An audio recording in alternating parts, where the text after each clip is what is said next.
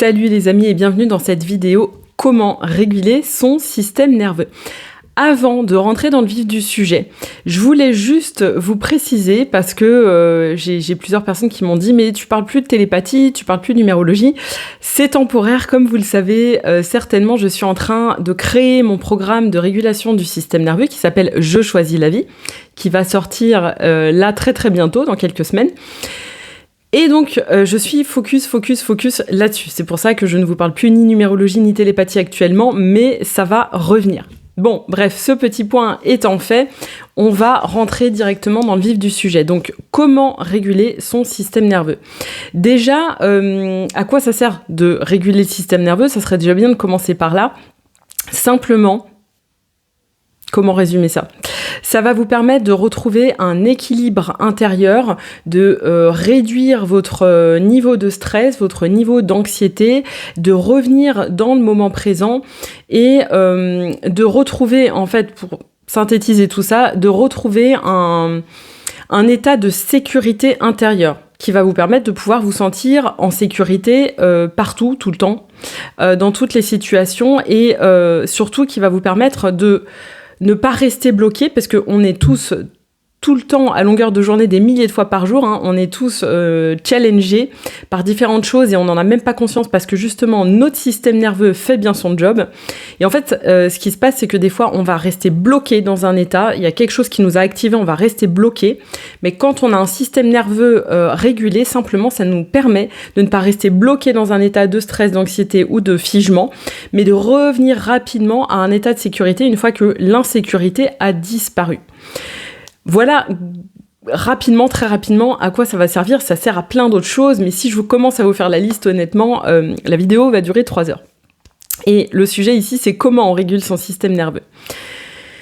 Eh ben, j'ai envie de vous dire, avant de penser à rentrer dans une introspection qui est pour moi primordiale. Quand je dis introspection, c'est connaître le fonctionnement du système nerveux, comprendre le fonctionnement de son propre système nerveux, avoir la capacité à reconnaître ses états et aussi à reconnaître ses déclencheurs. Quand je dis introspection, c'est ça que je veux dire. Je ne vous parle pas de développement personnel, de philosopher, d'analyser, etc. Non. Donc, avant de rentrer dans cette phase d'introspection ou avant même aussi d'utiliser des outils parce que la régulation du système nerveux, ça se passe dans le corps parce que ça se passe par le corps, c'est pas par de la visualisation, c'est pas par de la méditation, c'est vraiment quelque chose qui se vit, qui se joue au niveau du corps. C'est finalement très biologique. Donc avant de rentrer soit dans l'introspection, soit dans des outils de régulation, mais la première chose à faire, j'ai envie de vous dire, c'est la base. La base de base, ça va être de respecter les besoins de son corps. Respecter les besoins de son corps, ça va être simplement de pouvoir vérifier de temps en temps, régulièrement, si on a besoin, par exemple si on est assis, est-ce que j'ai besoin de me lever ? Est-ce que je respire bien ? Est-ce que j'ai besoin d'aller aux toilettes ? Est-ce que j'ai soif ? Est-ce que j'ai faim ? C'est ça, respecter les besoins du corps. Est-ce que j'ai froid ? Est-ce que j'ai chaud ? Parce qu'en fait, quand on respecte pas les besoins de notre corps, ça met le système nerveux en insécurité, tout simplement. D'accord ? Donc ça peut paraître très bateau, mais j'ai envie de vous dire, vous pourrez utiliser tous les outils de régulation de la planète si vous ne respectez pas les besoins de votre corps, si vous apportez pas du confort et de la sécurité à votre corps parce que vous n'êtes pas à son écoute, eh ben ça mènera pas vers une régulation pérenne, j'ai envie de dire. L'hydratation, c'est super important. C'est vrai qu'on n'y pense pas forcément. Il faut savoir que, en fait, dès qu'on est un tout petit peu déshydraté, mais ne serait-ce qu'un tout petit peu, eh ben, ça active le système sympathique. Donc, ça veut dire que ça met le corps dans un état de stress. Et à l'inverse, à chaque fois qu'on se réhydrate, à chaque fois qu'on a une bonne hydratation, bah, ça va activer le système parasympathique. Le système parasympathique, c'est simplement le nerf vague. C'est notre système de sécurité. Et en plus, ça favorise la myélinisation du nerf vague. Donc, ça veut dire que ça favorise sa tonicité, ça favorise sa flexibilité. Et c'est ça qu'on cherche finalement quand on cherche à réguler son système nerveux. Donc, petite astuce toute bête, vous vous sentez stressé, buvez un verre d'eau. C'est tout simple. Au niveau de la respiration, pareil, dès qu'on se sent un peu stressé, on va favoriser l'expiration. Parce que c'est l'expiration qui va activer le système parasympathique, donc le retour au calme. D'accord ? Donc c'est tout un ensemble de choses toutes bêtes. Ça va passer par être en mouvement, faire de l'activité. Alors je vous dis pas de courir un marathon, je vous dis pas de faire une séance de musculation, mais simplement d'être en mouvement, de mettre votre corps en mouvement. Simplement peut-être de la marche. Donc le corps a besoin de mouvement et c'est un de ses besoins physiologiques, et en respectant ce besoin-là, en lui donnant sa dose quotidienne de mouvement, j'ai envie de dire, vous participez à la régulation de votre système nerveux. Si vous faites du sport, c'est encore mieux, hein. Mais encore une fois, il faut être à l'écoute de soi. L'idée, c'est pas de se forcer alors qu'on sent qu'on a besoin de se reposer, de se dire mon corps a besoin de mouvement, je vais forcer à être en mouvement. Non. D'accord ? Justement, ce qu'on veut, c'est apprendre à être à l'écoute des besoins du corps. Être dans la nature, c'est tout bête, mais dans la nature, voir la lumière du jour, respirer de l'air le plus pur possible. Encore une fois, on fait ce qu'on peut parce qu'il y a des environnements où il n'y a pas trop d'air pur et on fait comme on peut. Mais en tout cas, être à l'extérieur, c'est quelque chose qui va permettre de réguler le système nerveux. L'alimentation, pareil, avoir une alimentation saine, avec le moins possible de produits industriels, avec le plus possible de produits frais, avec le moins possible de produits qui vont provoquer des inflammations, comme par exemple...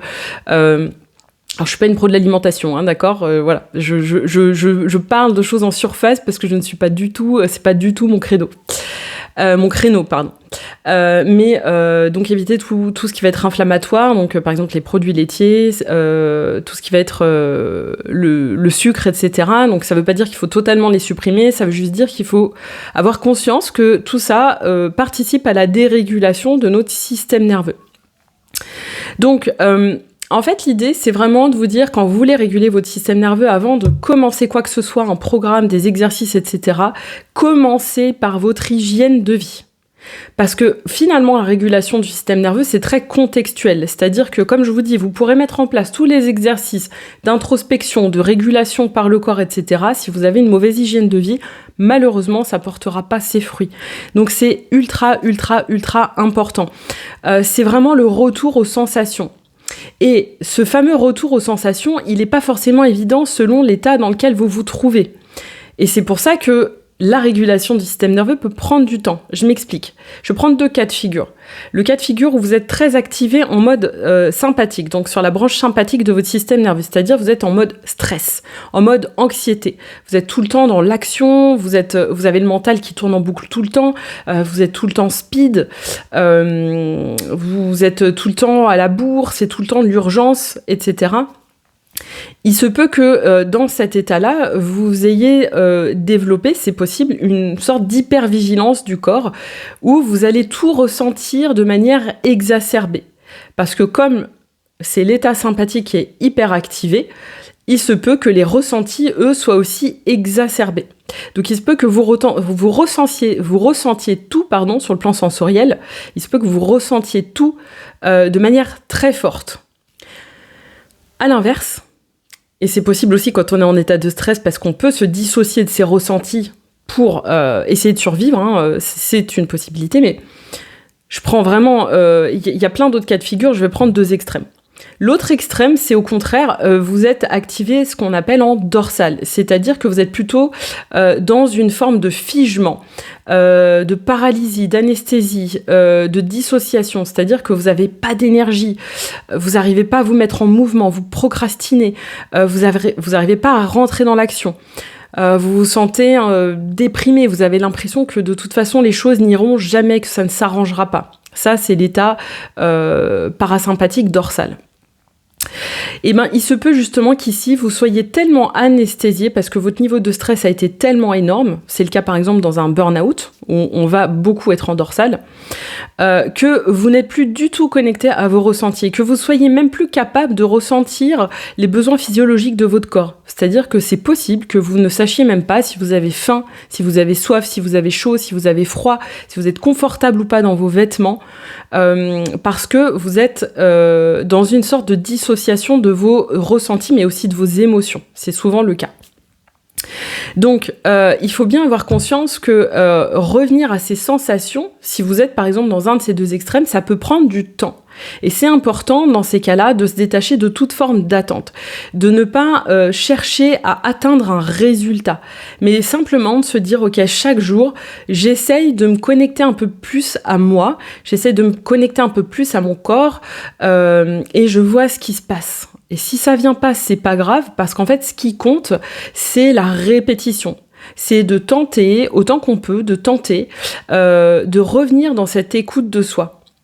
Donc ça veut dire, ne vous jugez pas si vous dites « Ah ouais, mais là, en fait, je ressens rien ». Ben, en fait, déjà, le fait de prendre conscience que vous n'arrivez pas à ressentir ou que vous ressentez trop, c'est déjà une première marche énorme.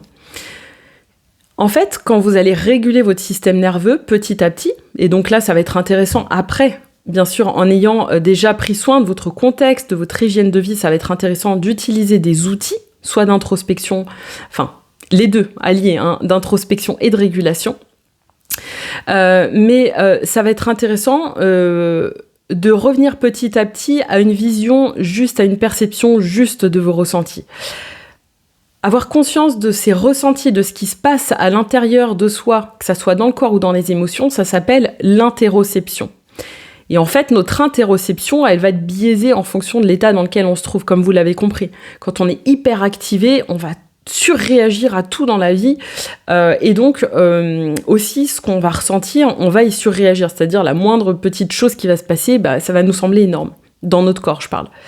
Et à l'inverse, notre interoception peut être, on va dire, hyposensibilisée, c'est-à-dire qu'on va beaucoup moins ressentir tout ce qui se passe dans notre corps. L'interoception va avoir un impact directement sur notre discernement et sur notre capacité à être dans le présent. Et en régulant notre système nerveux, on va réguler aussi notre interoception, c'est-à-dire qu'on va retrouver une interoception quelque part saine, équilibrée. On va retrouver une vision juste de ce qui se passe en nous. Et ça va nous permettre de beaucoup mieux nous ancrer dans le présent.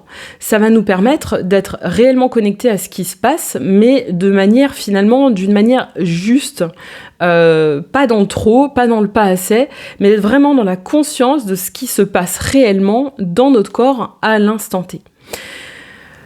Voilà les amis, je pense que j'ai fait le tour du sujet parce que je trouvais que ça méritait vraiment de faire ce petit focus. C'est vrai que, comme je dis, et j'en fais partie, il y a une énorme vague de programmes de régulation du système nerveux, de stimulation du nerf vague. Pour moi, c'est pas tout à fait la même chose.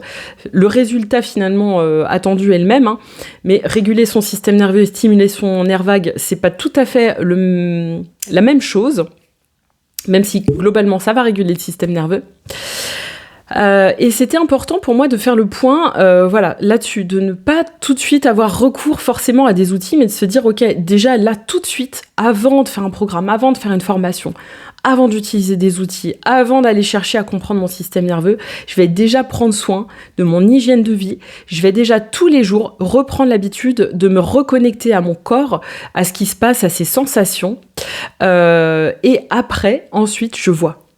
Voilà les amis, j'espère que ça vous aura éclairé. N'hésitez pas à laisser un petit commentaire. N'hésitez pas non plus à me rejoindre sur le canal Telegram Je choisis la vie, parce que c'est là où vous aurez toutes les informations concernant ce programme qui est en train de naître. Donc je vous dis à très vite, j'espère vous y retrouver. Ciao!